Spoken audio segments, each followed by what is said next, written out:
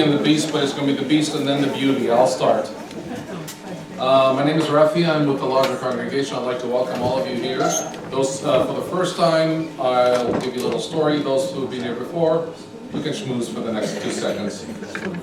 This synagogue was built by survivors who came anywhere from 1945 to and beyond, from DP camps. Some were born in DP camps and came and built this synagogue. Originally a social hall, then they found out they have to pay taxes, so they made it a shul.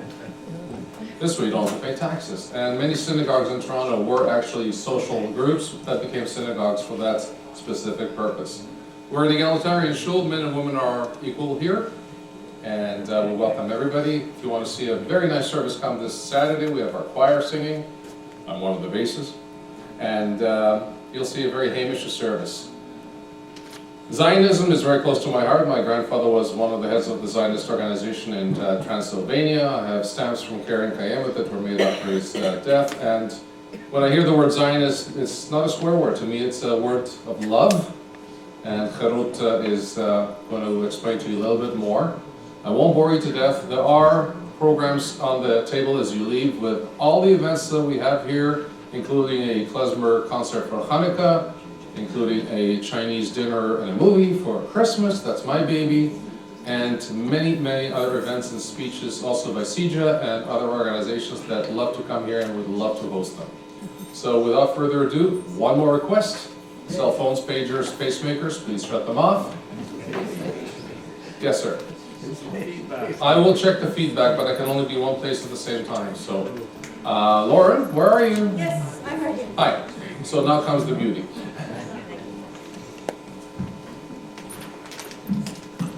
Hello, hello. Welcome, everybody. Thank you for being here. So, tonight we've got something very special for you. Usually, I just bore you with my presentations, but tonight we've got some very special guests, some real heroes from Israel, and I'll introduce them in a minute. But before I do that, I want to first of all welcome all of you and thank you for being here. Second of all, I want to quickly run through the people who are co-sponsoring this event, mention the wonderful organizations so you learn a little bit about them.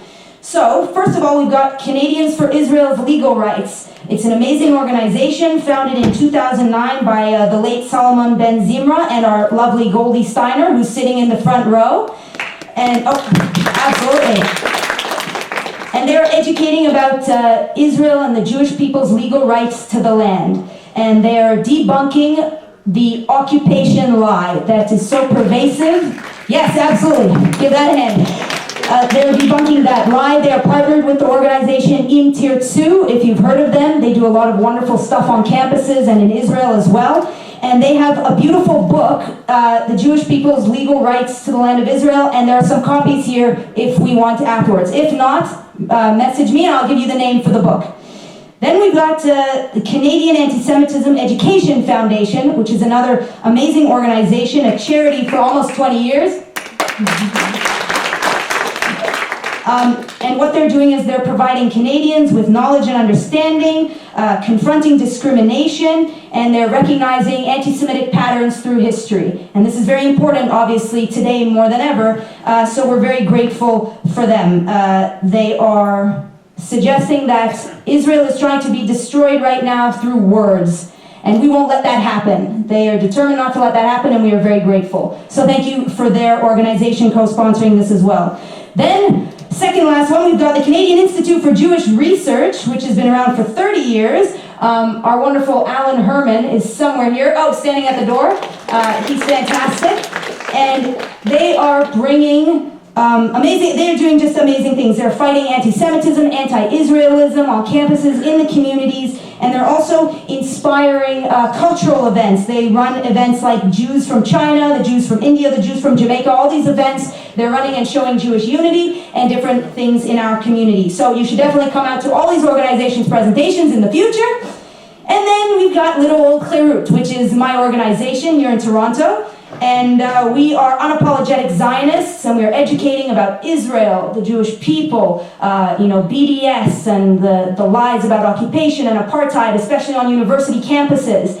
And we're debunking that. So In that vein, we are very excited to have 4 amazing heroes here tonight. And I say, absolutely, give it a hand, please. Listen, they're heroes because they have actually walked the walk and they put their lives on the line for every single person sitting in this room, for our Jewish country, for, the entire world. Israel is a shining light, and they've risked their lives for us, for people they don't even know. So please, if before I bring them up, you can all stand up and give them the warm welcome that these heroes deserve. Let's welcome our reservists on duty.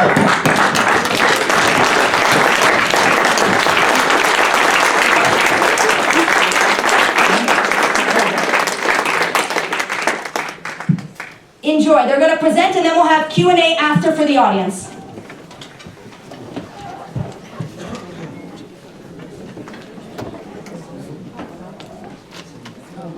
How's everyone doing? Great. It's okay, they can hear you. Doesn't matter. No, you can hear me? Yes. And one's Hebrew, one's English. Oh. Thank you so much for having us this evening. My name is Daniel Hochman. I was here 2 years ago, October 2017, with reservists on duty, and I spoke to, I believe many of you were there. Some of you used to teach me when I grew up here in Toronto. Some of you know my parents. So I've moved back to Toronto from Israel in the last few years.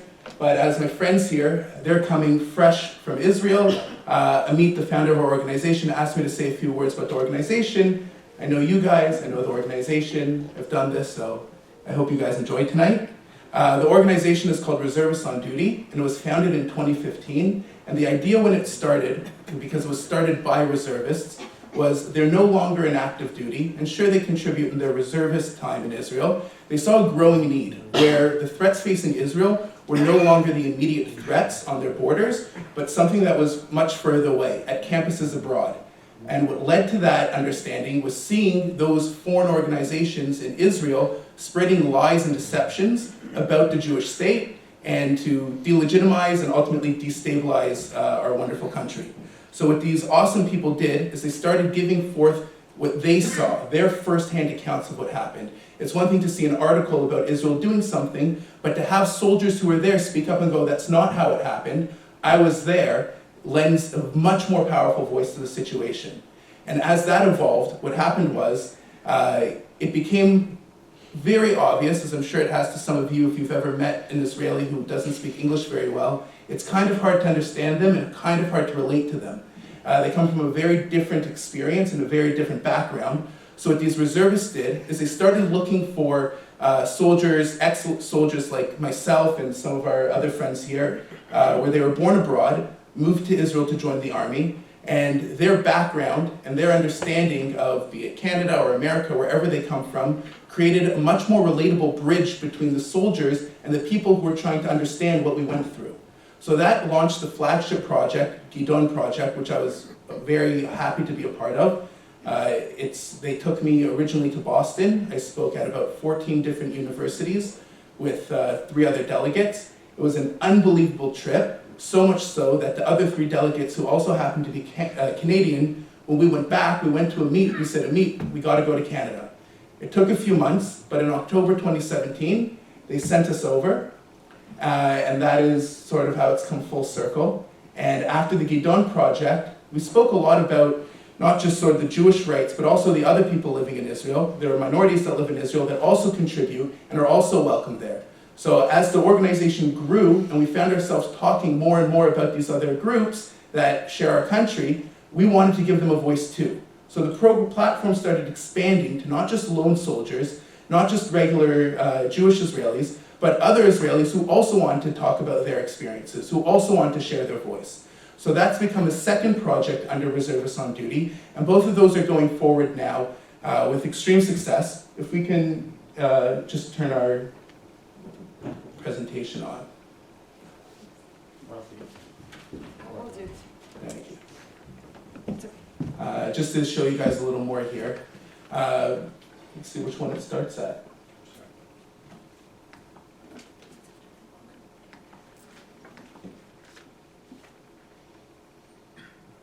We can skip a few, yeah. They'll introduce themselves. Wait,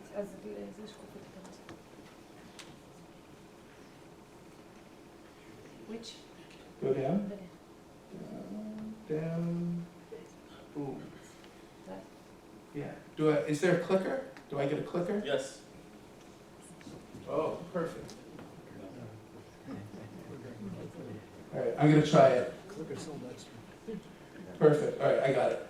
Okay. Great. So as I explained, this is everybody got over that. So this is the Gidon group. If you look closely, you can find me in that picture.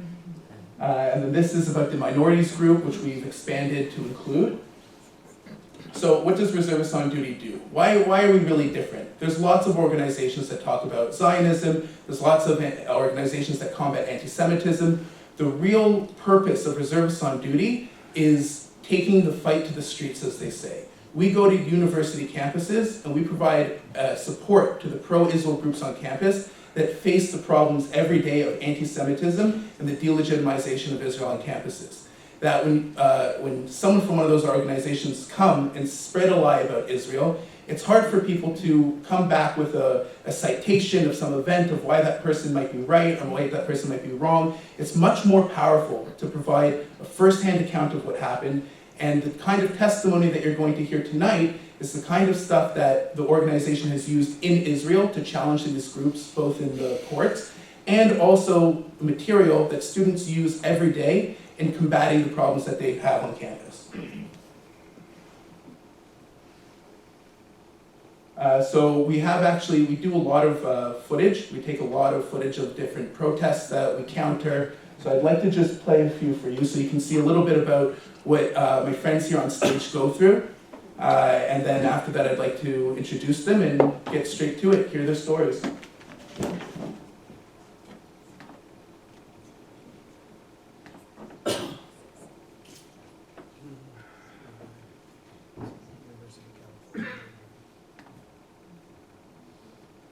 No sound? No, it was. No sound. Oh, Hold on.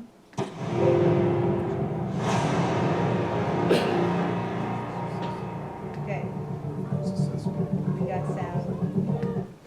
There you go.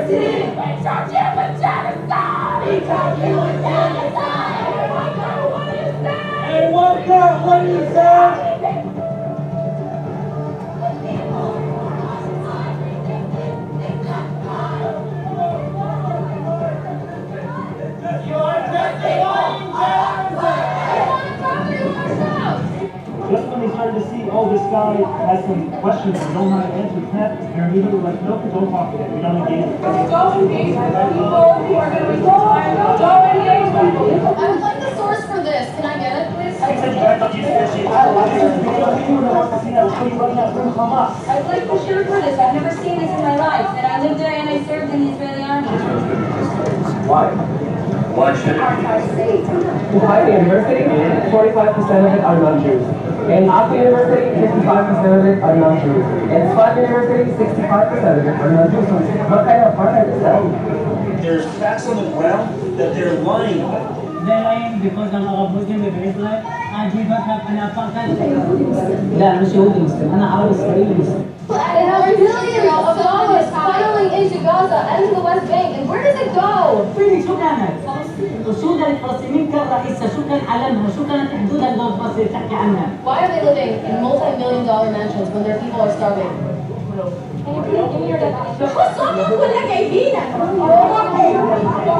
I'm not getting paid a dime to be here. I'm here because I believe in liberal thinking. I don't believe in hate speech. I don't believe in incitement.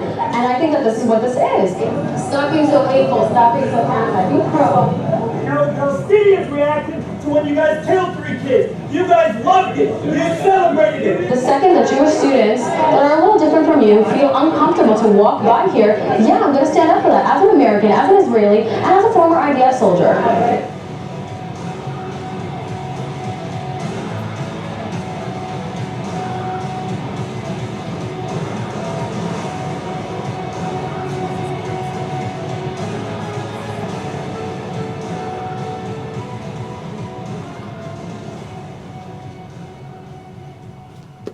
So as you can see, campus is not as fun as it used to be. Thankfully for these guys, they show up when the anti-Israel organizations get out of hand, and through education, we're able to try and create dialogue with either these other groups or people who are listening to try and encourage a discussion, because ultimately, none of the issues that they face on campus are going to be solved there. What needs to happen is a healthier discourse and discussion around these issues so that both sides can come to some sort of understanding. And that is why this organization means so much to me, because it really focuses on trying to create that dialogue between all the different sides.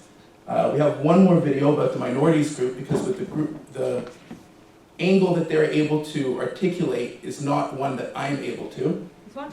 Yep. It'd be great to see sort of what they do too.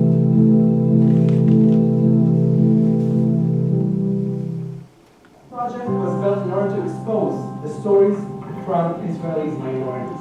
A lot of people, like SUV students, use us, the minorities in Israel, in order to attack Israel, in order to say that Israel is violating our human rights, in order to say that Israel is treating us as an apartheid, and we're here to say differently.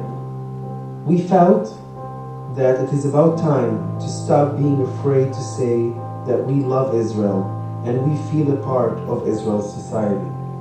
I saw that Christians are being persecuted in our countries, and they're being beheaded, women and children being raped and killed, churches being bombed and burned. In Israel, the law protects us as a minority, as Christians, and as Muslims, and as Jews. Whatever minority you are, the law protects us. Also, the IDF protects the borders. For us, for me, it's not only a Jewish citizen, we have equal rights, and we are citizens there, and our duty to serve and protect our homeland. The rockets that Hezbollah and Hamas firing to Israel, they don't separate between Arabs and Jews, and they attack everyone. There's no place in the world that the Jewish community can express themselves and feel independent from Israel. Peace starts from us. We have to recognize that Israel is our country and we are part of it, and we have to cooperate and we have to be a part of this country. Our presence here drew a lot of fire. There are people that tried and are keep trying to stop us from sharing our stories, fearing that their lies will be exposed. No, you should be the one ashamed of yourself for presenting this false information to people and brainwashing them. Why aren't you acting towards the Palestinians that are controlled by a terror organization called Hamas? Why aren't you working in order to make LGBT community and women's rights better under the Palestinian Authority? It's my homeland. I'm an Israeli soldier. I'm an Israeli soldier. Israel, like any other country, is not perfect. We have a lot of things to improve, but we need to promote this from within the Israeli society as an inseparable part of it.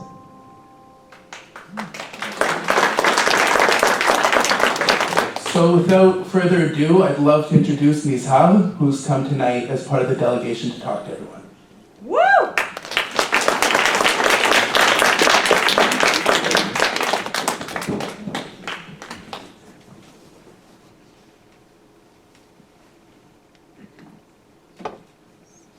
Does your clicker work? Let's see. Yeah. But you need to make it full screen. How do I do that? This? This? No. This? Maybe double click. No? Sorry, I don't know technology.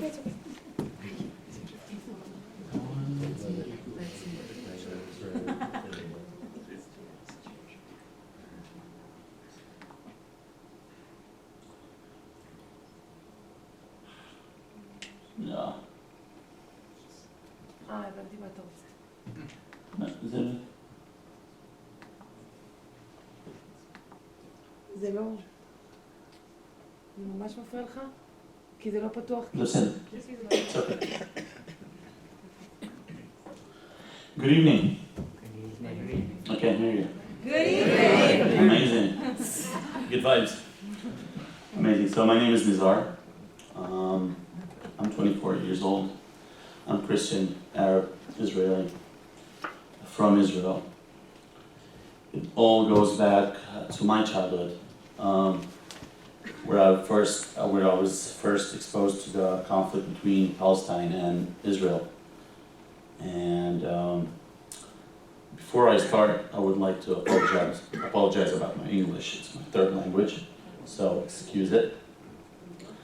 And I'll continue by talking to you about my childhood in my school. In my school, I heard a lot of rumors about the conflict that's going on between Palestinians and Israelis.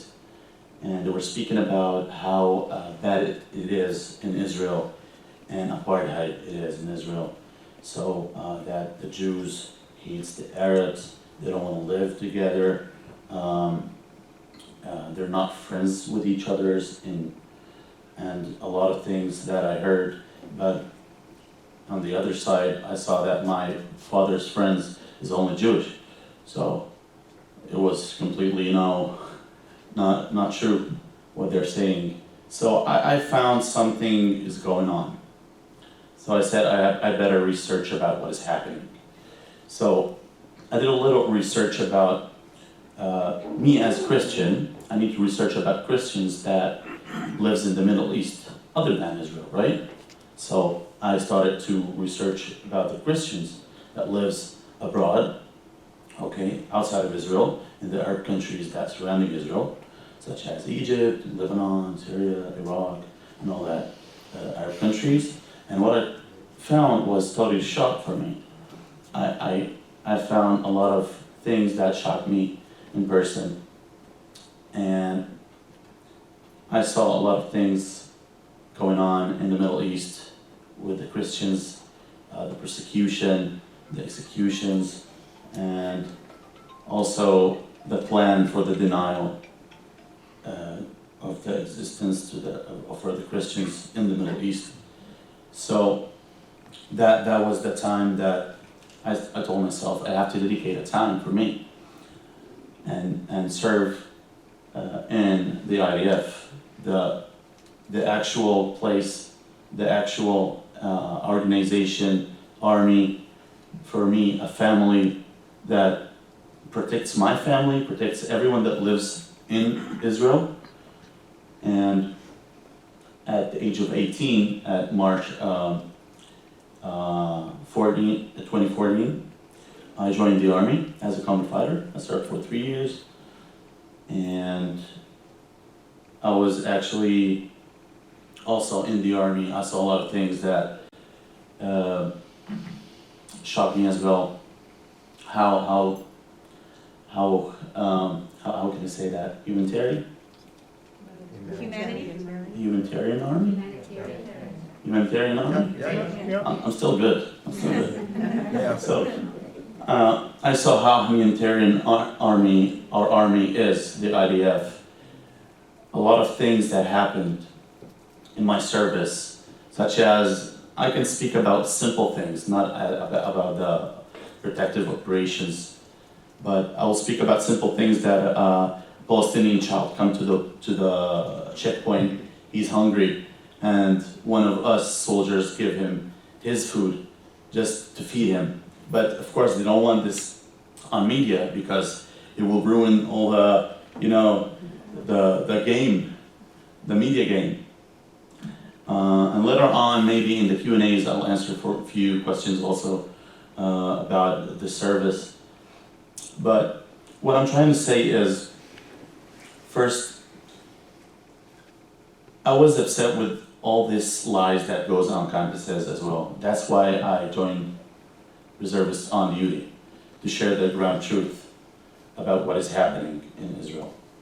And that was the very good a place for me to go on campuses and explore and see what is going on there, like people going with blind faith, and they're not even researching about what's happening. Even people that speaking and saying there were Palestinians, and they're not, like, they didn't even visit Israel once in their life, speaking about people driving separate buses, like Jews and Arabs driving separate buses. Things are going crazy in the campuses. So I think that the activities that we're doing is really important to our students that going to the universities, and they're gonna face a lot of those organizations such as BDS, SJP, and all that. I think that with every stone of peace that Israel tries to build, Hamas hammer, or also Palestinian authorities smash it, because that is one of the victimization technique that would brings all the money, to the authorities, because they want to get richer and richer and richer. And Mahmoud Abbas, if you're familiar with him, the Palestinian Authority, what do you say, leader? President? Yeah, he is president. Anyways, he has a really luxury plane, if you saw it, it's made of gold inside. Yeah, he has a lot of also wealthy, delicious dinners every day, and the poor people are suffering. And also, who do we blame? Who do we blame? Israel, right? Only Israel. Only Israel accused of this corruption. So I think that it's time for us to place the things on the table and say, that's it. Let's have a dialogue. Because people are sick of this conflict, really. People are sick of this conflict. Let's get it done. You want to get it done? You don't boycott Israel. That won't help. That won't help. You want to get it done? Let's speak about it. Let's have a dialogue that make us, both sides, satisfied. That's it for today. I didn't speak about me being blonde because it's weird. Yeah, I have no idea why I'm blonde. I was blonde. That's me. Thanks for coming. And I'm happy to see you guys. Thank you.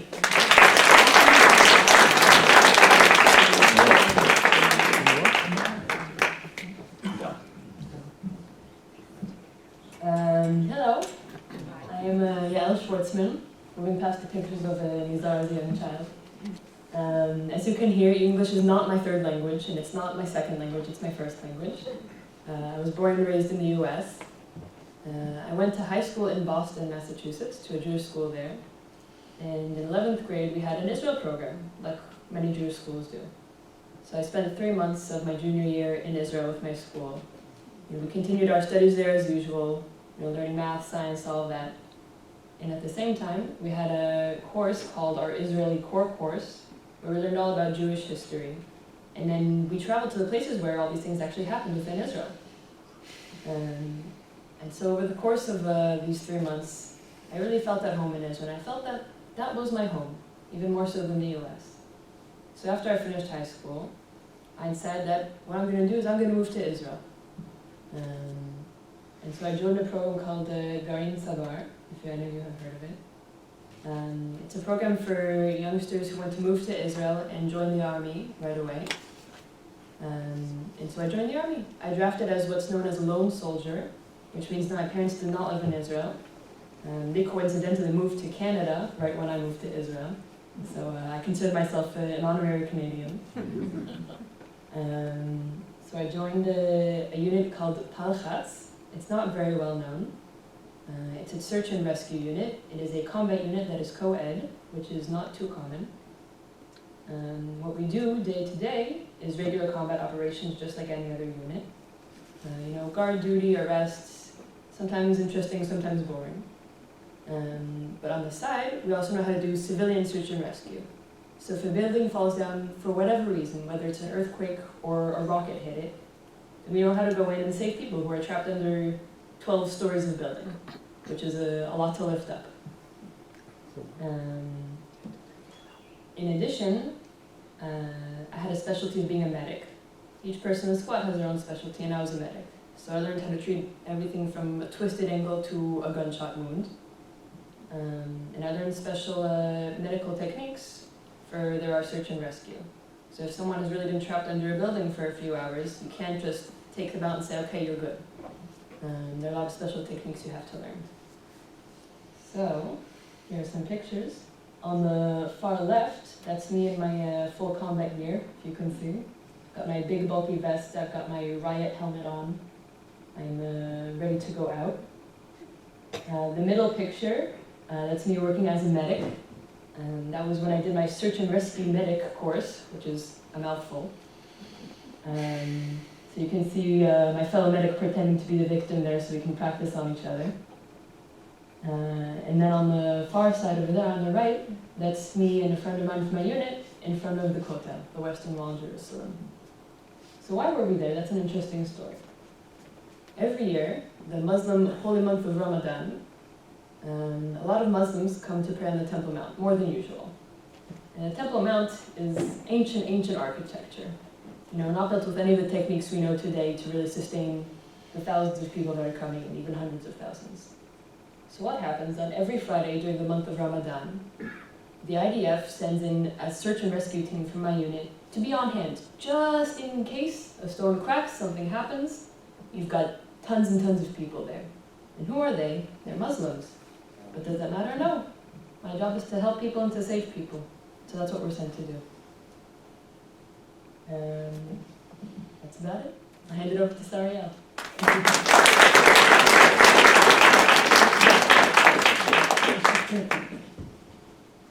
Okay, hello everyone. My name is Sariel Shamshian. I can apologize on my English too, but you will notice it when I will start to speak. I'm 22 years old, born in Israel, not like Miguel. And I served in the army as an officer in the Air Force. I was commander of the youth court. Maybe you know it in the name of Gadna. We took a teenager from school, so high school, and we took them for a week to understand what is the army. So when I was commander of the youth court, we had very huge influence about teenagers. Because today, and I can understand it, the teenagers in Israel think about their future, about which job they will have when they will be adults, how much money they will do, and when they go to the army, they're looking for service that will help them in the future. And it's I can understand that. But we had very important goal, not to make them serve in the Air Force or something, just to make them love the country. Make them want to serve, not only because they have to, because they want to. Because they want to help this country survive and to defend the country. It doesn't matter which service they will do, just that the service will be very important and they will feel they're doing something important for the country and they help. So I had the honor to have such a service with such an influence about so many teenagers that I hope I taught them to love the country and to want to serve and to want to do something important. Today I'm a student in the Hebrew University in Jerusalem, and still everywhere I go I feel it, that people in Israel really love the country and really want to do something special and to be important in this country. And that's it. That's on me. Thank you.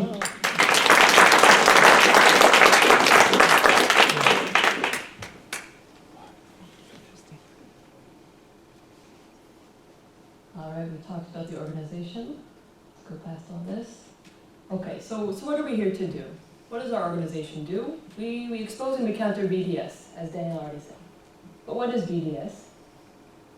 So it is the Boycott, Divest, and Sanctions movement, led by Palestinians against, of course, Israel. And what are their goals? One, to withdraw from territory. What do they want? Our land. But this is not us giving back land that we stole, as they claim. There was never a Palestinian state that was, taken over. This was our land. It's internationally recognized as our land.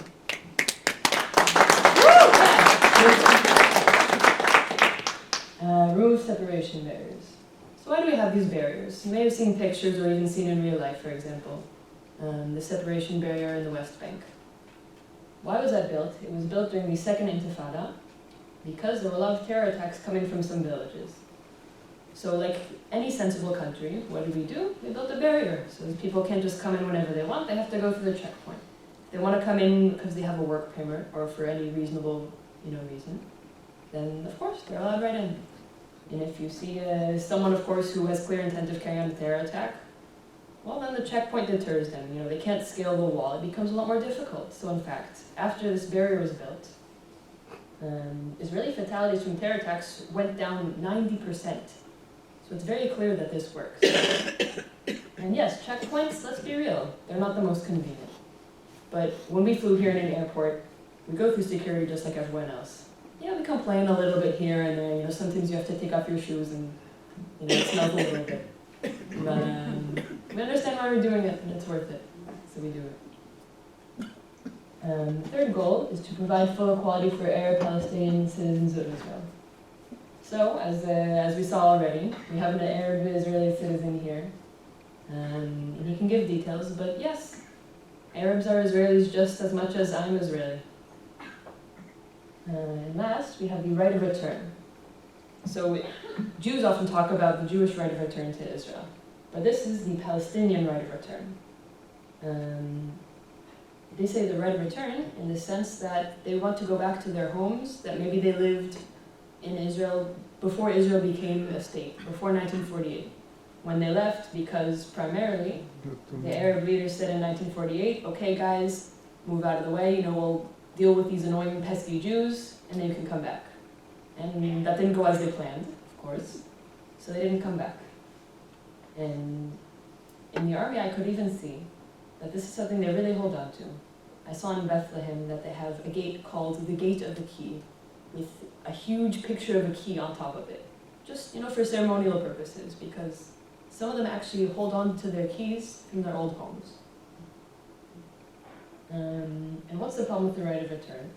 They're not just asking for the right of return for the people who left their homes before the War of Independence. They're asking for the right of return for them and all of their descendants. So instead of about 40,000 people now, they're asking for 5 million people to return to the state of Israel. People who have never lived in Israel. It's not a return for them, it's them moving in. And that's problematic.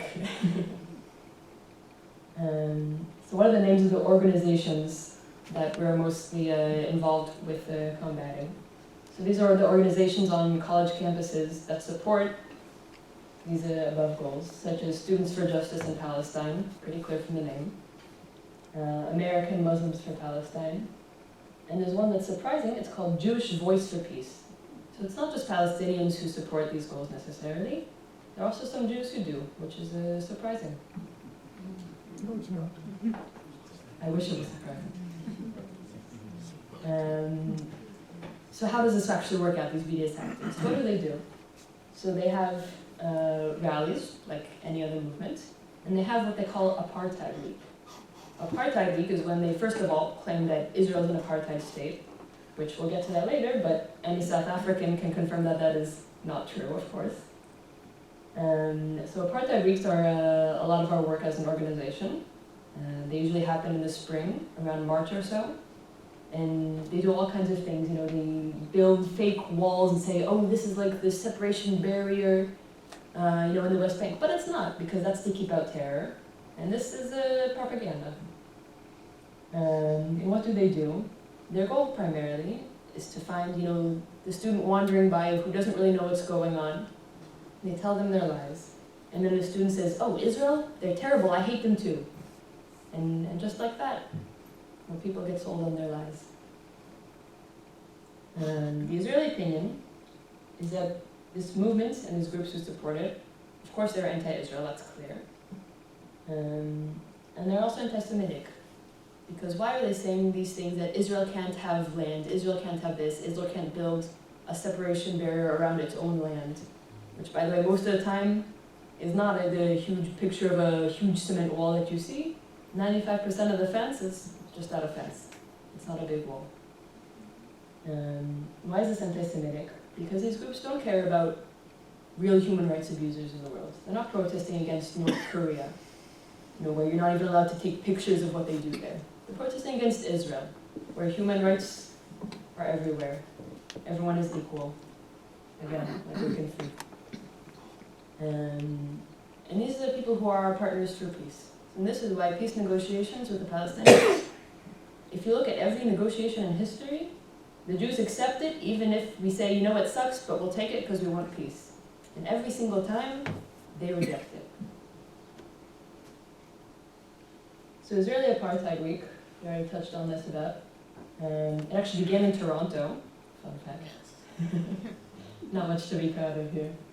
But it has since spread all over the world. We've got a whole list of countries here, including Australia, Austria, Brazil, Botswana, Canada, France, Germany, India, Italy, Japan, Jordan, South Korea, Malaysia, Mexico, Norway, South Africa, the UK, and the United States, of course. So what do they really do during these Israeli apartheid weeks? So like I said, they build their fake apartheid wall, which I think you can see in the background there if you look carefully. They have fake checkpoints where they do things that no soldier would do. When I was a soldier, we treat every person with dignity because we're all human beings at the end of the day. What do they do in these checkpoints? They build up all these lies about us shooting people for no reason. Of course not. I'm a person too. I don't shoot for no reason. Israel, in fact, has very strict rules of engagement that I think we'll touch on later. But just think of it like the airport. You do what you have to do, maybe you grumble a little bit, and that's okay. But you realize why you're doing it. They have guest speakers. I think here in Toronto last year, there was a speaker invited who had confirmed ties to terrorist organizations. I'm not talking, nice little organizations that are all on the same list as ISIS. They're clearly internationally recognized terrorist organizations. Flyers and eviction notices. So flyers, of course, that makes sense. Eviction notices. They pretend to evict other people the way they say that they were evicted from their homes in Israel. So I've heard stories of Jewish students waking up in the morning, walking out of their door and seeing an eviction notice on their door, kicking them out of their dorm because it's Israeli Apartheid Week. Oops, let's go back. And the last one, biased lectures with no opposition allowed. So Students for Justice in Palestine, at their last national conference this year, which happened just a week or two ago, they blacked out all the windows, they closed all the doors to where they were speaking. No one was allowed in except the people who were registered in advance. They did not distribute any content lists. They didn't tell anyone what was going on inside the building, and for good reason. Because if what they were doing got out, it wouldn't look good for them. We've got some videos here. Can we get this played?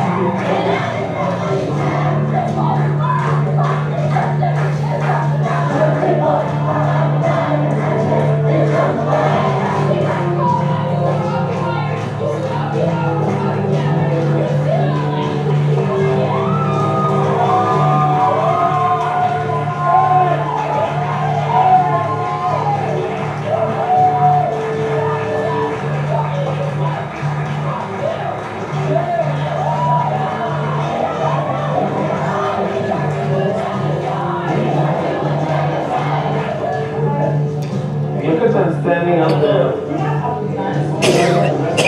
I can't believe that we actually need a police expert to go out of a school and as a university in the United States. This is absurd.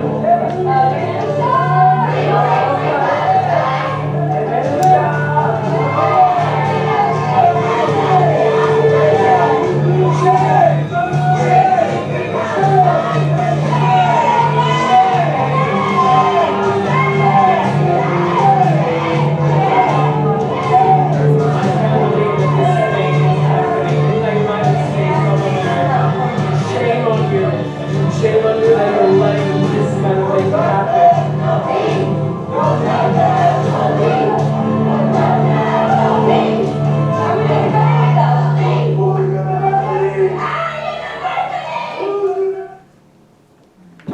So if you could hear at the end, while these protesters were shouting insults and telling our activists to get off their university campus, they were singing Havenu Shalom Aleichem, which is a song about peace. And I think it's very telling of what each side wants. Next video, please.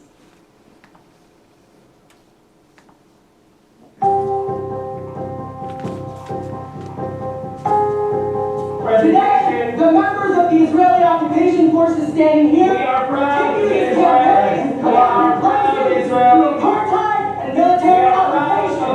Free, free Palestine! Free, free Palestine!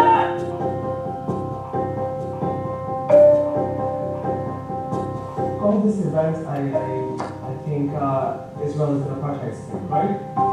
And you had now 5 minorities from Israel that had an event talking about how Israel is not an apartheid state, and instead of listening to us, you just came, interrupted our event. I know that Israel is not an apartheid state because me, as a minority, I don't have anything that violates my human rights. I don't have anything that prevents me from going anywhere I want. I don't have anything that prevents me to talk and say whatever I want. Are you absolutely ashamed of yourself? No, you should be ashamed of yourself for presenting this false information to people and brainwashing them. Why aren't you acting towards the Palestinian that are controlled by a terror organization called Hamas? Why aren't you working in order to make LGBT community and women's rights better under the Palestinian Authority? Israel is not an apartheid state, period.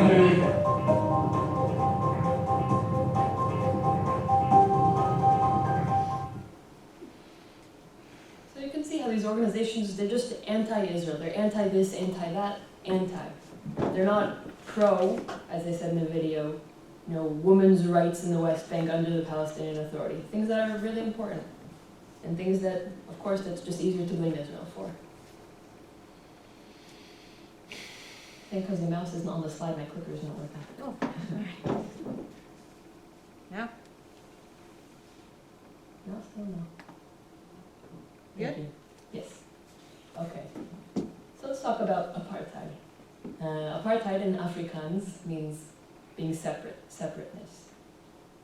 In South Africa, this was the political and social policy from the government from what are the years? 1948 to 1994. And what did this mean? People of different skin colors couldn't marry each other. They couldn't live near each other. They couldn't work together. They couldn't share things like restaurants, toilets. They were not meant to interact. And that is so not the case in Israel. In Israel, of course, I work with people who have different skin colors. And we all get treated just the same. We all get the same pay. We all sit down to eat lunch together during the day. We work together. It doesn't matter where we're from or who we are. It matters that we're working together, and that's it. So in apartheid South Africa, people were actually segregated into 4 different groups. There was white, black, Indian, and colored. This is just so not the case in Israel. I don't know what to say. My friend Nizar, we're on this delegation together. We prepped for this delegation together. We're all equal in the eyes of Israel.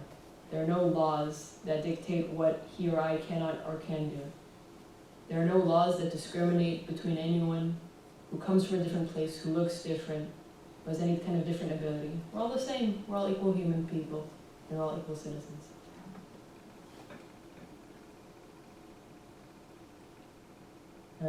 So Israeli Arab citizens are actually 20% of the country. 80% is Jews, 20% are Arabs.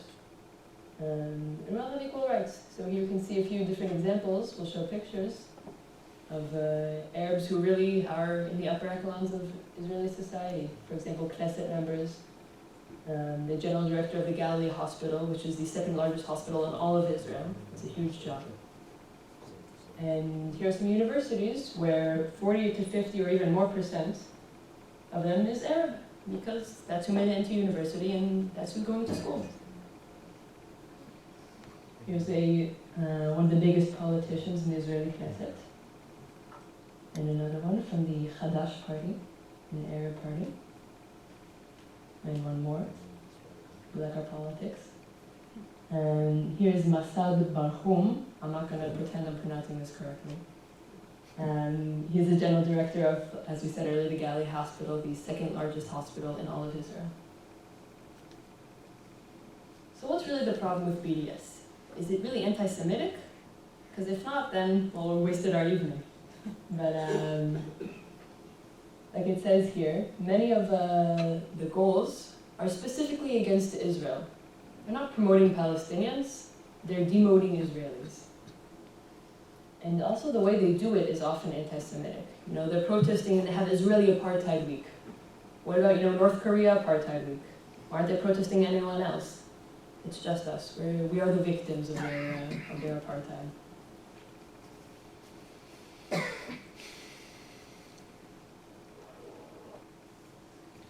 So, especially during Apartheid Week, a lot of the Jewish students or Israeli students on campus, no matter their affiliation, no matter what they personally believe, they can feel really victimized and attacked. Lauren told me recently that I think a year ago, there was a Punch a Zionist Day on one campus. McGill. McGill, we'll call him out. Punch a Zionist Day? What is this? And so several students really did get physically attacked. And that's not okay. You can't have Punch a Zionist Day, do I need to say that? And when you have events like this, whether it's Apartheid Week or Punch a Zionist Day, it makes other people feel more free to say, you know what?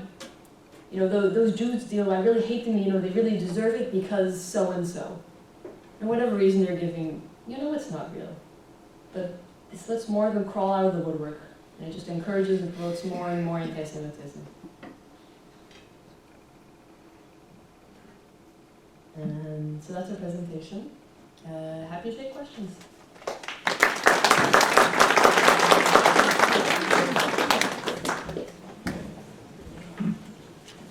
So, what we'll do now. Oh, sorry. Okay, I have some questions for our amazing soldiers. And what we're going to do is some of these questions are from online, some from the community, and then we're going to take your questions in the audience as well. But for now, I'll ask them some of my questions that maybe you have as well. So the first thing I want to know from our soldiers, let's hear about an absolutely overtly anti-Semitic incident that you've personally experienced on a university campus recently. Can any of you share? Sure. You want to share? Again? Yeah. I didn't hear you. An overtly anti-Semitic incident that you've witnessed with your own eyes when you've been on university campuses as the reservist on duty. Yeah. A lot of those. Which one? Yeah, I know. Yeah. Okay. So one of the campuses I visited, one of the campuses I visited was UC Irvine in Los Angeles, if you're familiar with. They had a Apartheid Week and they had a Apartheid wall. And I came as a normal one, like a normal person, not as an Israeli. I didn't say that I'm Israeli. So I came from the back. I spoke to one girl without sharing names. Hello, how are you, and all that. So what is it about? And she started to say a lot of things about what is happening in Israel. So I started to hear it. And she said that as well, people in Israel, Jewish and Arab people, travel in separate buses. And Arabs in Israel don't have any lawyers to represent them in court. And I'm an Arab. And she's speaking to me like that. She's telling me that. And I was like, you know, playing it cool. Oh, really? Oh my God, that's shocking. Are you kidding?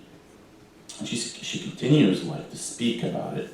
And not the same food, not the same water. And something like some regions can't get in. So eventually I just picked up my passport and showed it to her like, I'm an Israeli. And guess what? I'm an Arab. And every single thing you said was a lie. It's not correct. Have you visited Israel once? No. She said no. She didn't visit Israel once. So what she's passing is actually a thing that passes from ear to an ear. Just a message that passes between all those members. These kind of things is very dangerous. These kind of messages are very dangerous. Especially to those people that don't know Israel. Especially to those people that are not connected or involved in this conflict and they want to visit Israel. They just want to visit Israel. To hear that, I will never visit Israel if I hear that. As someone, as an outsider. That's one of the things that I experienced. Yeah. Thank you. No problem.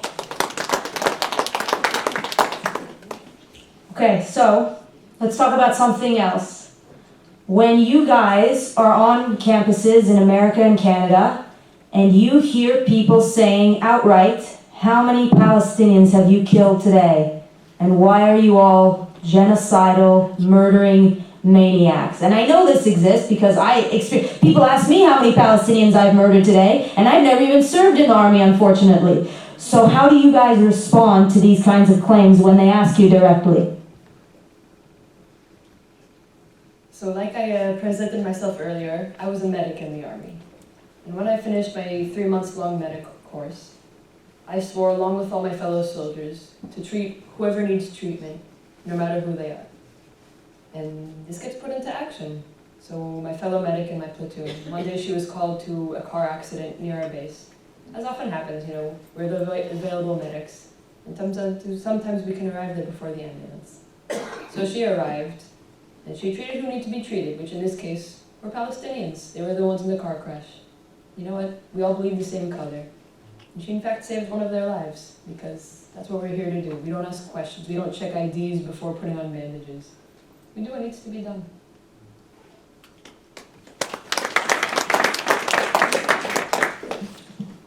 Okay. During these Israel Apartheid Week demonstrations that you've experienced, sorry, I'm too loud, sorry. During the Israel Apartheid Weeks, people put these fake checkpoints up and they hold guns to students' heads and they pretend this is what happens at the Israeli checkpoints. How do you illustrate that this is not the case? How do you dispel these pervasive lies? And how are you trying to talk to people? And are they responsive? Do they listen? Does anyone listen when you talk about that this is not the case? So I'll take this question apart a little bit. It speaks a lot to what are the tactics that we use on campus.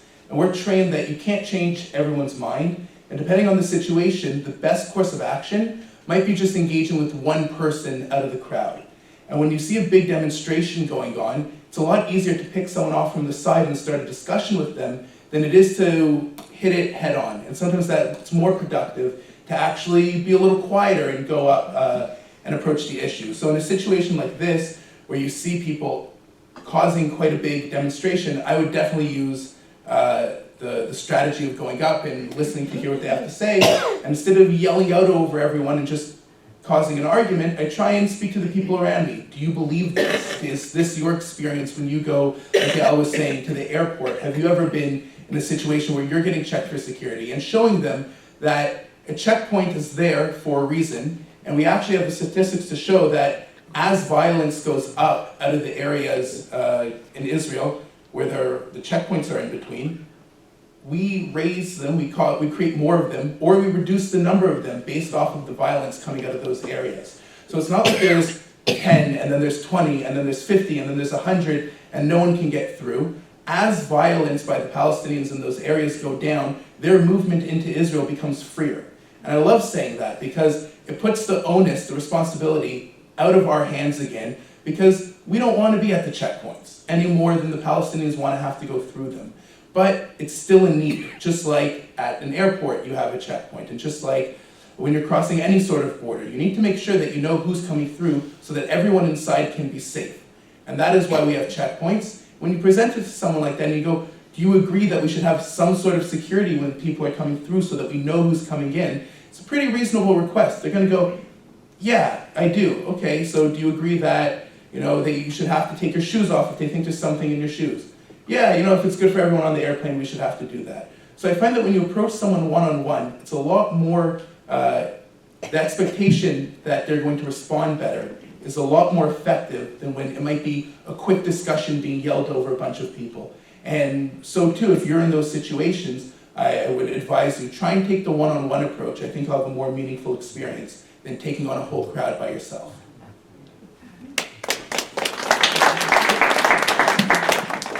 On university campuses, we get a lot of accusations that the IDF is imprisoning, without reason, Palestinian children. Palestinian children, 7-year-olds, 5-year-olds, 3-year-olds are being summoned to court in Israel. We get this all the time on university campuses. People tell us that. I have a direct question for you guys. How many Palestinian children have you imprisoned in the last year? None? 2. I can confirm that we do not imprison 3-year-olds, not 4-year-olds or 5-year-olds either. One time, when I was serving in the army, we stopped someone who was throwing rocks at passing Israeli cars on the highway. You know what? That can be really dangerous, because if a car hits the windshield while you're driving, say it doesn't break the windshield, say it doesn't even alarm you, you still might, careen off and crash into another car, and all of a sudden we've got a major accident on the highway. You're going at a high speed. And if it does break the windshield, it can hit you in the face. And this has happened, and this has killed people before. So we stopped someone who was throwing these rocks one day. And we said, wait a second, how old are you? And he told us how old he was. And so we said, all right, we have no choice but to let you go. Because even though he was doing this criminal act, we don't imprison children. We can't do that. We just got to teach them to do better.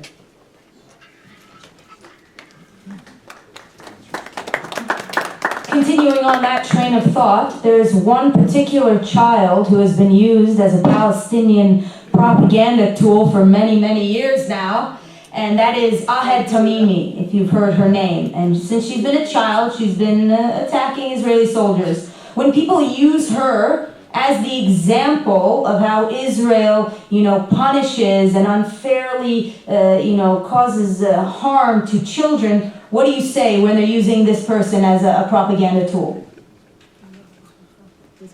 No, I didn't say that. I want to answer. I don't want to answer that. Can I see the question again? Yeah, sure. Answer questions. Sure. When they use children as propaganda tools. Yeah. So, in Israel, first of all, in this delegation, you're never going to find someone who's a child because we don't let children serve in our army. We are adults and we take responsibility for our actions, and we take it upon ourselves to protect whoever is needed, including children, because they can't do it themselves. So the cowardice that the Palestinians show when they try and push these kids forward, to me it's disgusting. That's one of the reasons why I know that we are on the right side of this, because we don't deploy such tactics. We would never lower ourselves to that kind of level. And the fact that they do use children is just because in front of the camera it looks good and to push their own agenda. Sometimes you see, a video comes to mind, not specifically of the child mentioned, but a father trying to push his kid towards Israeli soldiers to try and instigate a problem. And the soldiers just sort of go, okay, it's a kid, like they're not going to do anything because they know not to hurt a child. But that the parent would think that it's acceptable to even try such a thing just shows to me how far we are from having a peace partner at the table. And that's why it's not good to just turn a blind eye to these things, but going back to discourse is so important, because it's really only by discussing these things with people who don't really know what's going on, to show them and educate them about the reality going on the ground and how we don't deploy such tactics, but the other side does, and then they can make their own decision. But if they're a rational, level-headed human, then I think we all know which side that they're going to agree with.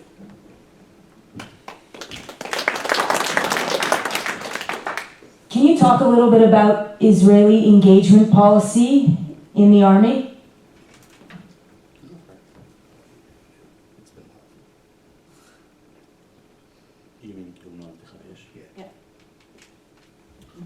Okay, I'll do it. Volunteer. Yeah. So, where's that? I like to look to the question and then answer. Sure.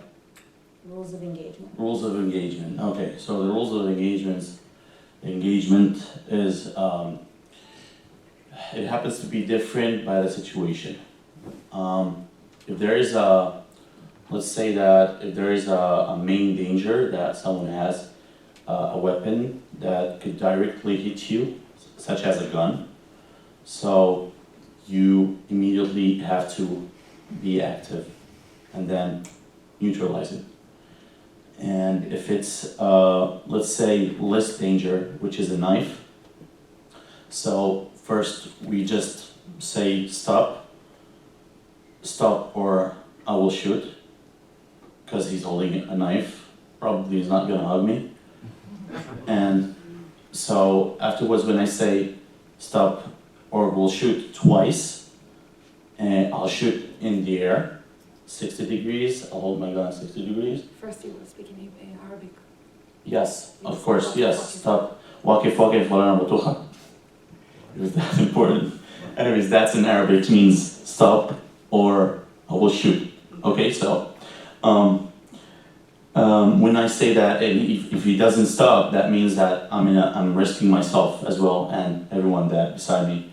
So I need to engage, and then I'll shoot one bullet or two bullets in the air, so he can understand that I'm serious about it. And if he doesn't drop it, so unfortunately we need to neutralize it. So there's a lot of steps before neutralizing any target or any person that causes a danger or a threat. And I believe that's the right way to do it. Thank you. Are you allowed to tell us, are there consequences for violating these rules of engagement? Yes? What are the consequences? Jail. So IDF soldiers go to jail? Yeah, absolutely. It's good to know that they don't just walk around shooting people. Thank you. Okay, and I have one more question. I think, Sariel, if you want to answer. What made you most proud to serve in the army? Okay. So before I will speak about the army, I will speak about the situation now. Nizar, Yael, and I met 1 week ago. We are from different places in the world. We don't share the same religions. We are very different in everything. And in one day we became best friends of each other and the family. And that's something special about Israelis. We not look for we don't check ID before we speak with someone. If he's Israeli, if he's ready to serve in the army, he's my brother, she's my sister. That's the thing that I really love about the army. We are not checking each other's skin color, gender, anything. If you want to serve, if you want to be something, you can be, and we will all accept you. So first for you, it's amazing. Seriously, it's amazing. And when I was commander in the youth corps, we had special days with the Bedouin, that are a Muslim population, that they want to serve in the army. They volunteer, and they're amazing people. Seriously. They sacrifice a lot to be in the Israeli army. And we had special days for them. We took them to fly in the Air Force planes. we made them like special days. We took them to see movies and to hear about their family that take part of a lot of wars and operations in Israel. And I think this is something very special. We don't check IDs, we don't check gender, religious, anything. If you want to serve, if you want to be part of us, if you want to protect this country as we are, you are a part of the family and you are part of us. So that's it.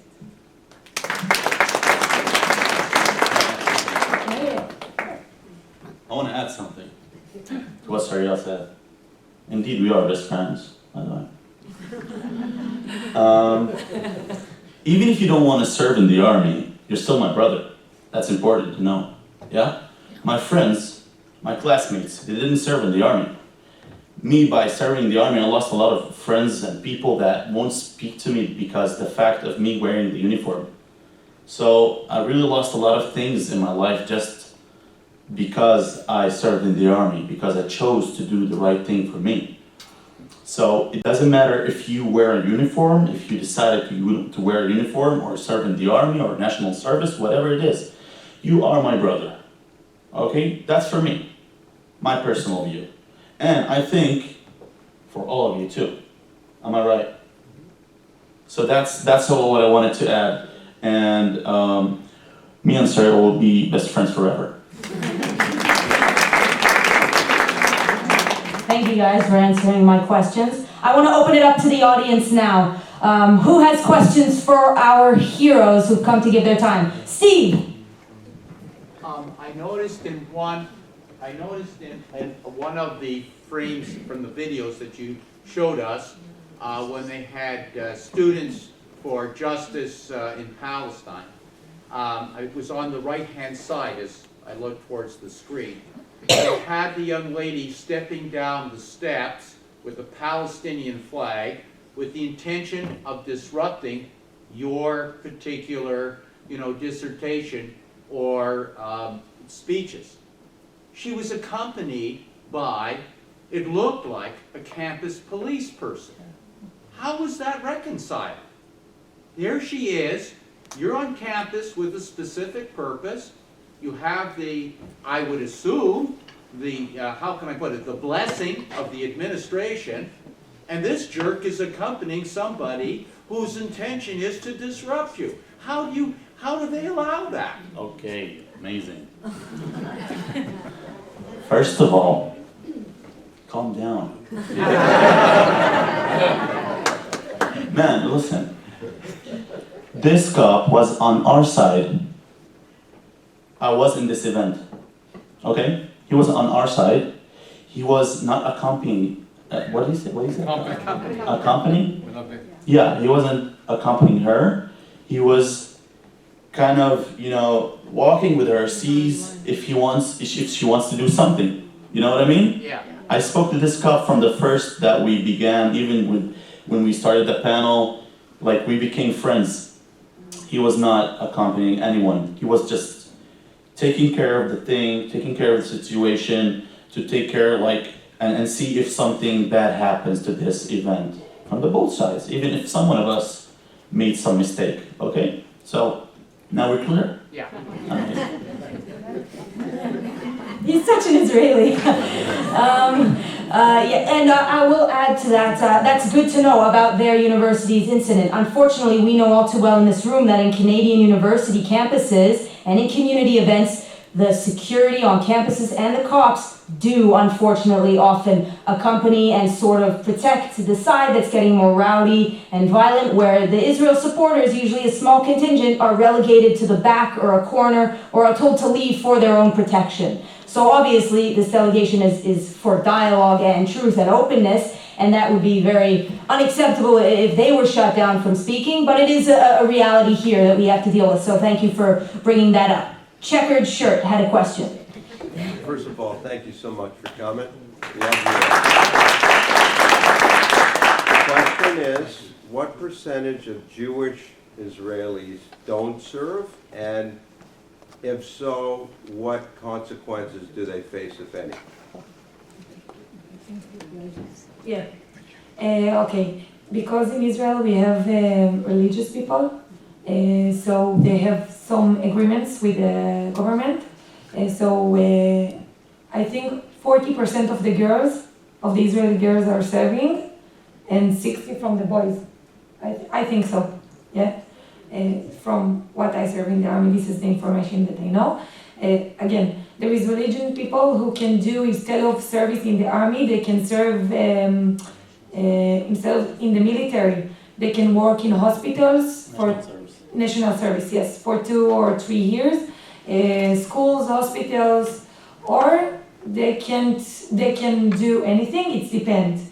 So if they have the agreement with the government, they go to religious schools, and they volunteer there. They study. I think his question is what happens when somebody missarev, somebody who's actually recruited into the army and then either doesn't want to come and serve, religious or not, doesn't matter. Okay, so it's not black and white, but in general, if someone is refused to get into the army, he go to the court, and then they try to understand what the reasons. If he doesn't want, if there is a lot of pacifist, yeah. So if he doesn't have the right cause, he go to the jail. But again, after couple days in the jail, he can go free to his life and is not serving in the army.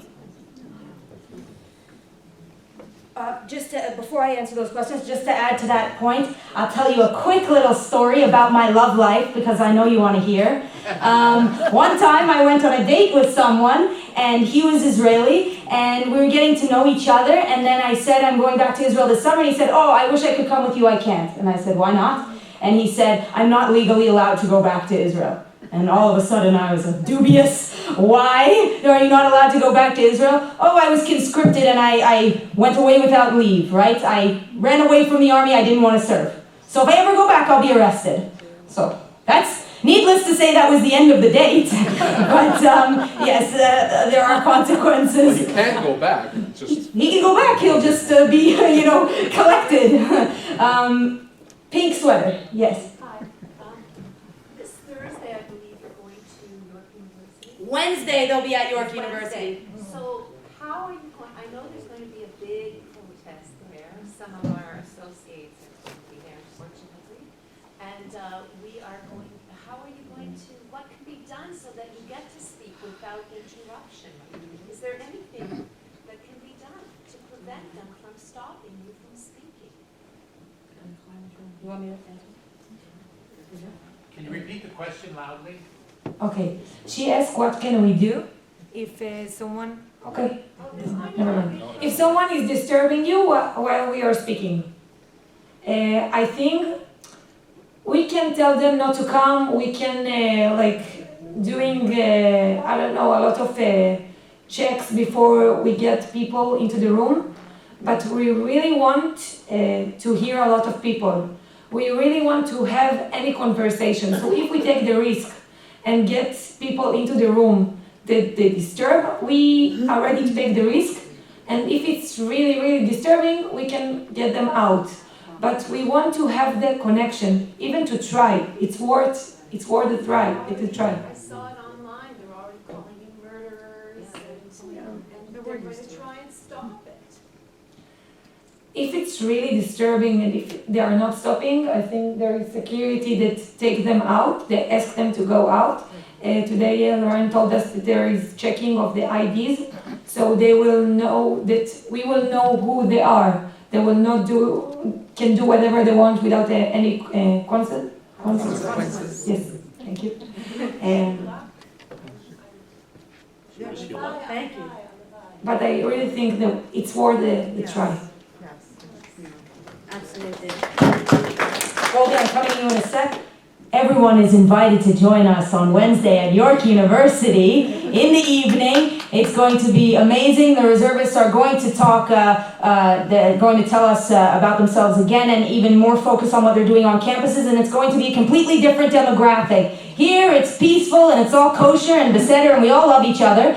But on Wednesday night at York University, unfortunately, Students Against Israeli Apartheid, CIJR, which is the Canadian version of SJP mostly, they've already planned many protests, and it's going to be loud, and it's going to be disruptive and obnoxious, and they're holding a vigil for Palestinian lives lost outside our event on the same evening, and they're holding all sorts of crazy things, and obviously they're going to try and shut down our speakers. But as they said, they won't let them. Their entire, delegation is here to speak and try open up dialogue on campus. So please join us on that night if you can. It's going to be very interesting. Goldie. Looking forward. Are non-students allowed?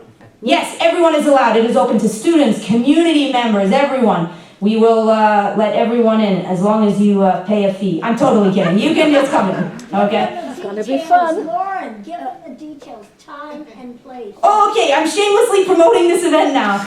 Okay, this Wednesday night, 2 days from now, at 7 p.m. in Very Hall on York University. Very Hall is the main hall. It's the big round one. Follow the signs, you can't miss it. And you won't be able to miss the room because there'll be tons of protests and security and police and amazing Jewish groups there helping us to keep the peace, and our soldiers and me standing outside waving an Israeli flag, being very loud as always. So come to Very Hall on Wednesday, and we invite everyone. It's free, and it'll be very, very interesting. Goldie, yes, I've kept you waiting long enough. My question to Danielle.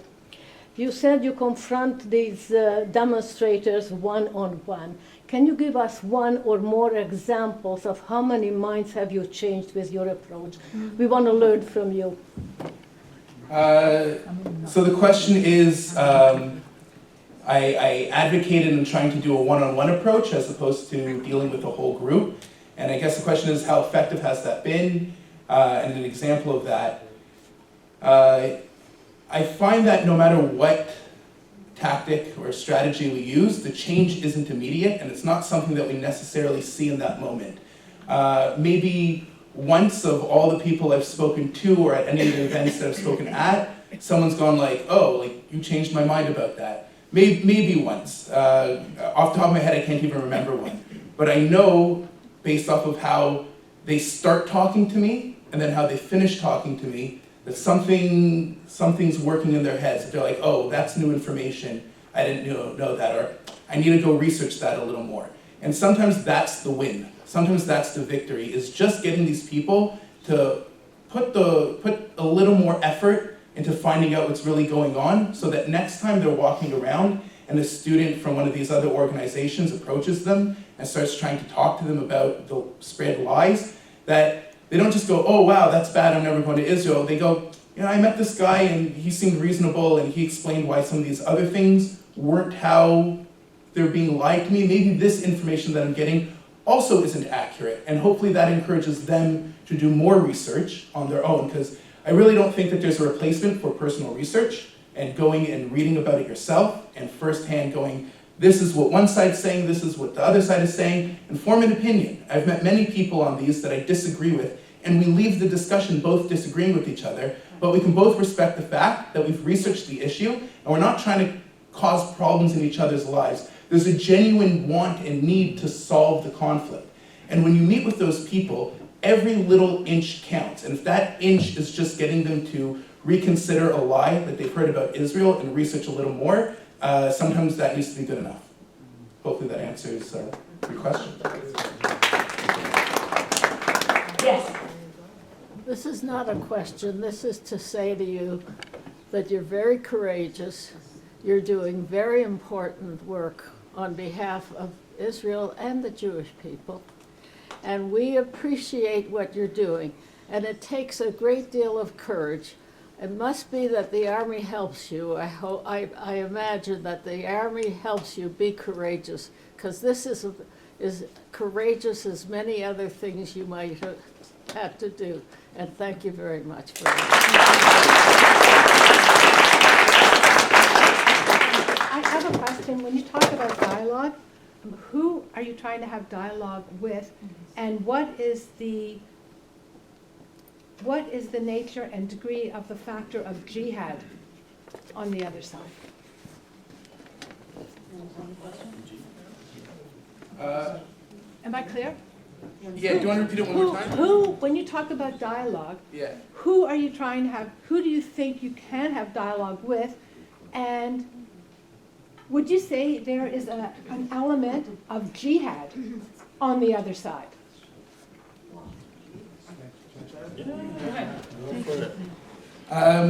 So that's two questions. The first part would be, sorry. First part would be, who are we trying to have dialogue with? And in short, I guess it would be anyone willing to listen. I don't think we're that picky. And then once again, in my experience, it's easiest to do that in a smaller setting because the power of the audience, the power of the crowd, it's easy to ignore what someone's saying when everyone beside you is encouraging you. I think that most of the people that I've engaged with aren't even Muslim. They're just students on campus who, a friend of theirs, they met at maybe chess club or computer club, and one of their friends there happened to invite them to another event, and that event happened to be an anti-Israel event. And they trust their friend as we trust our friends, and they go to these events and they hear some lies and it builds. So that's just one way people get involved. I would say that'd be hard to connect to jihad, although I can't think of a connection just because most of the people, jihad is unique to Islam, and I find that most of the people that I'm interacting with are not Muslim, even if the money coming in to fund the organizations that are spreading the lies do come from Muslim countries. So maybe on some higher level, you might be able to point a finger there, but I don't think that that's A, productive, and B, I don't think that that's what's going to help us overcome this. I think that this particular issue, because if you were to present jihad to a lot of these students, they wouldn't like it either. It's not that they hate Israel because of what they're doing, they hate Israel because of what they think Israel's doing.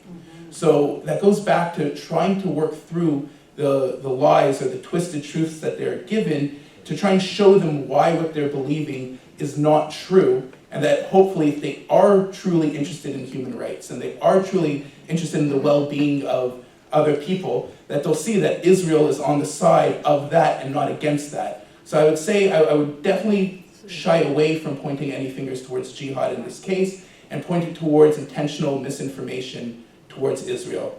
And where we fight it on campus is largely not Muslim one-on-one, in my experience.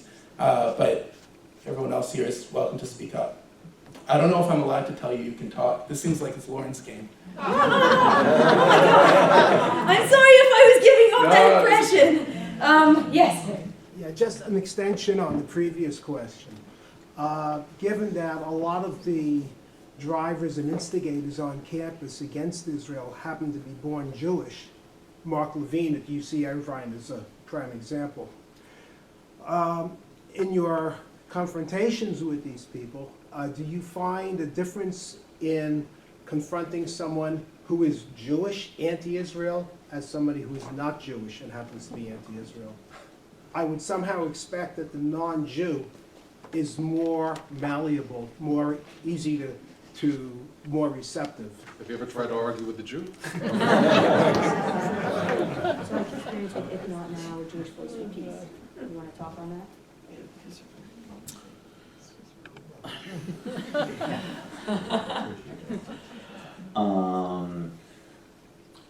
I don't think what you said. Okay, fix it. Yeah. I think that actually the non-Jewish mostly would not engage with me, like as a speaker or as a one that came to share the ground truth of what's happening. But the Jewish person would actually speak to me and have a dialogue and bring some even facts of something is happening, something is incorrect, okay? So you actually have a dialogue with them, and the other person, which is non-Jewish, mostly, I'm not saying all the times, but mostly, they do not engage. They just call me a traitor, they call me a lot of things that hard to say right now in the microphone. But yes, that is from what I experienced. Okay? Yes, and then I'll come to you. You touched briefly on the other side, it's well-funded. And is there any other organization here or other organization that you know that actually attacks them at the funding side, at the root of the cause? At the funding? Sure. You guys want to answer? Okay, sure. So, yes, absolutely. The conflict is funded by certain countries. That is absolutely true. This does not exist in isolation. And when people try, reduce it down in some sort of offensively reductionistic way and say it's a Palestinian-Israeli conflict between this little people and this little people, it's simply not true, okay? Iran is a major player in this entire thing. We know that. Saudi Arabia, Qatar funnels millions of money into Gaza all the time.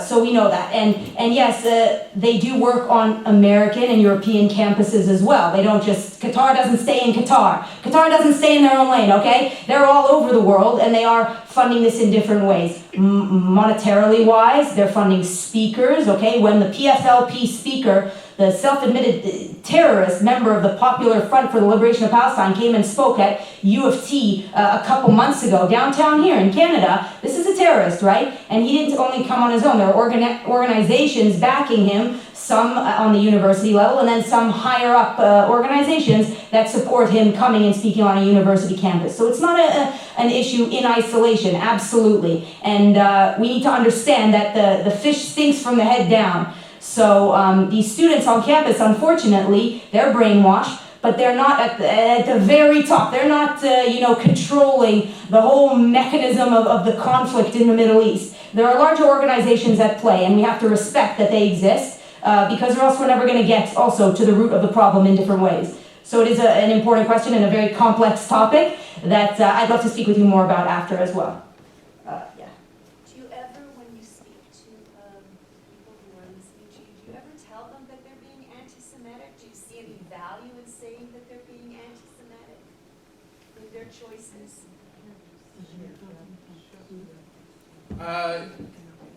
That I think is a person-to-person thing. It depends who. So, when you do this a few times, you start seeing patterns in people. When they're talking to you, you go, okay, I know more or less. I know where you got your information from. I know what you read. I know what you're going to say to me.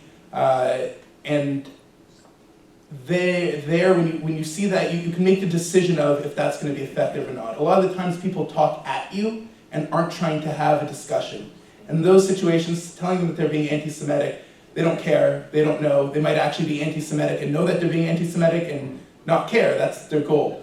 But once again, when I have spoken to people who are rational and they're really just trying to understand what's going on, a lot of times they don't know what they know that anti-Semitism is a problem, but if you ask them, like, what is anti-Semitism? They'll go, oh, it's hatred towards Jews, which is a very shallow, I think, definition of the word, and I don't think it really captures the crux of the issue.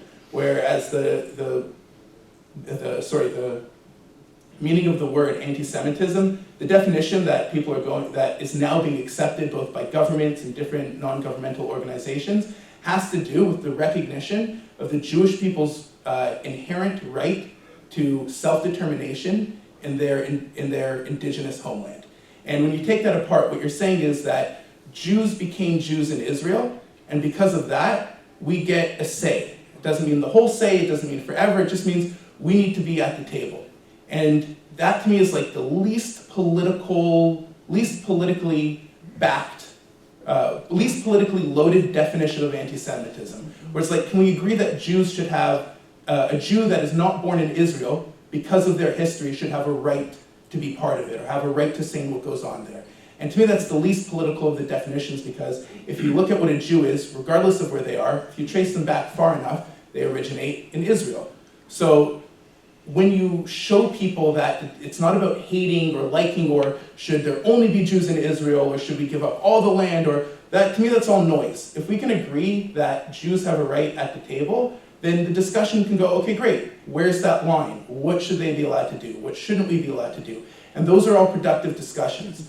But if you're not saying, you can't I spent 5 minutes trying to articulate that to you. Imagine if you have a group of 10 people behind you yelling, it's very hard to take that route. So yes, I have explained to people that what they're saying is anti-Semitic, and sometimes they go, oh, whoa, like I didn't realize that.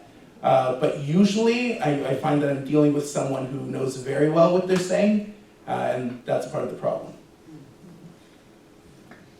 Okay, great answer. I'll add to that, remember, just for your own little fact bank, the new working CIJR definition of anti-Semitism, which is internationally recognized, includes the delegitimization of the State of Israel. So whether they agree that they're being anti-Semitic or not, or they think they might be, or they don't care, it doesn't matter. I don't care what they think. The fact is, if they're delegitimizing Israel, they are carrying out a form of anti-Semitism. And bless you.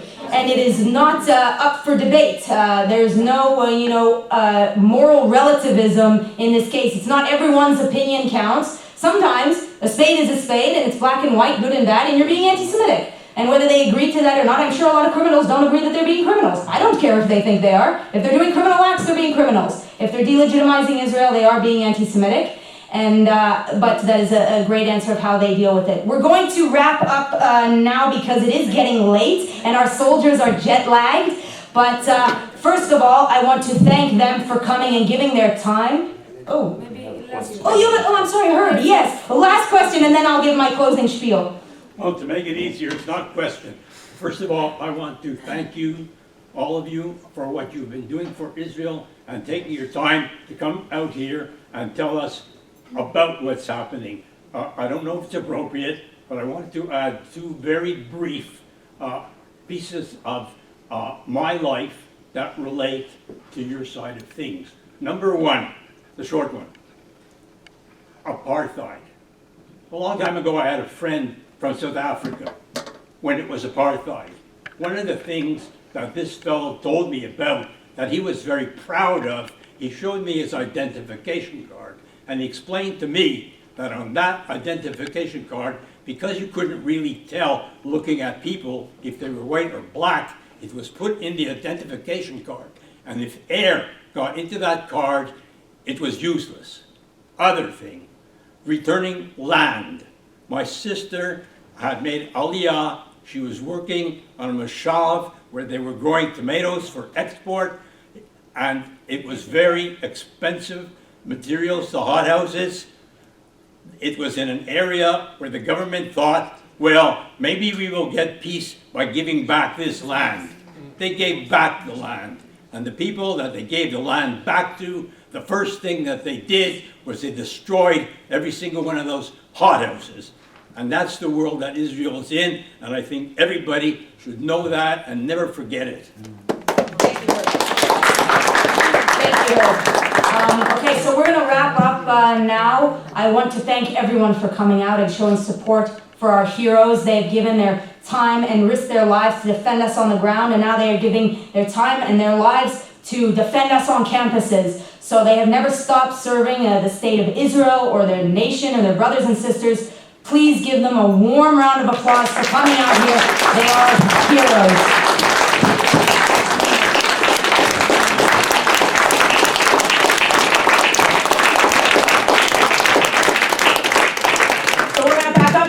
Be around for a bit longer if you want to, talk to them or schmooze with any of us. We'll be around. Thank you for coming, guys. Don't forget to come out this Wednesday to York University and see the anti-Israelism in action.